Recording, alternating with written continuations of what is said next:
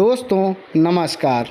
राहुल का मंच, मोदी की मां को भी नहीं छोड़ा, भड़के चिराग पासवान।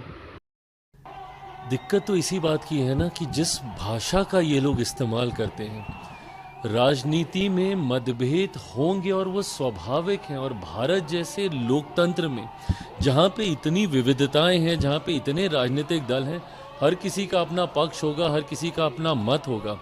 पर अगर मतभेद की परिभाषा शब्दों की मर्यादा को गिराना है तो ये कतई भारत जैसे लोकतंत्र के लिए उचित नहीं है और मैं कतई इसको स्वीकार नहीं करता हूँ। मैंने हमेशा कहा है कि राजनीति में भाषा की मर्यादा का पालन करना होगा और भारतीय भाषाओं की खूबसूरती है भैया। इतना बढ़िया शब्दकोश है भारत की हर भाषाओं के पास कि आप बड़े से बड़े विवादित विषय को बड़े से तीखा वार आप मर्यादित शब्दों में कर सकते हैं। पर इस तरीके से गाली गलौज करना, वो भी देश के प्रधानमंत्री के लिए, ये कतई कोई स्वीकार नहीं कर सकता है। भाई मेरे प्रधानमंत्री हैं वो, हमारे देश के प्रधानमंत्री हैं वो। अगर आपको उनके किसी विषय को लेकर ऐतराज भी है तो आप अपने पक्ष को रखिए ना, पर मर्यादित होकर उस पक्ष को रखिए।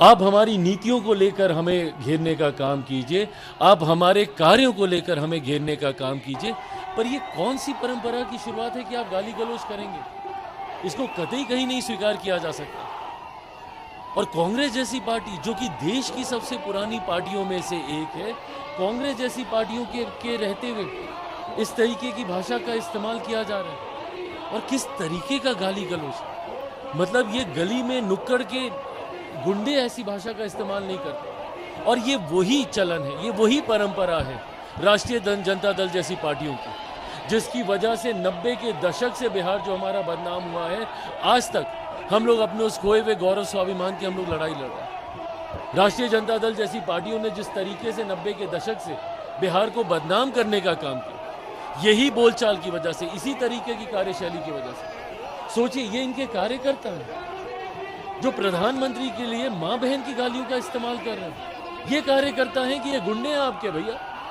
और ये वही लोग हैं जिन्होंने 90 के दशक में किस तरीके से अपराध, हत्या, लूटमार, डकैती, बलात्कार जैसी घटनाओं को चरम सीमा पर ये लोग लेकर गए थे। जो व्यक्ति गाली गलौज खुलेआम खुले मन से कर सकता है, राजनीतिक दल के वरिष्ठ नेताओं के सामने कर सकता है, वो सोचिए वो अपने घर में, गांव देहात गांव में जाके वो क्या कर रहा होगा। किस तरीके की राजनीति राष्ट्रीय जनता दल और कांग्रेस जैसी पार्टियां करना चाह रहे हैं। और जब जब चुनाव आता है, इस तरीके से भाषा की मर्यादा को ये लोग गिराने का काम करते हैं। भाई मैंने हमेशा इस बात को कहा है कि हर किसी का परिवार आपके लिए सम्मान का विषय होना चाहिए। क्या लेना देना किसी के परिवार का राजनीति से जो सार्वजनिक जीवन में भी नहीं है। लोकसभा चुनाव के दौरान इसी तरीके से मेरे परिवार के ऊपर भी ये लोग गए थे।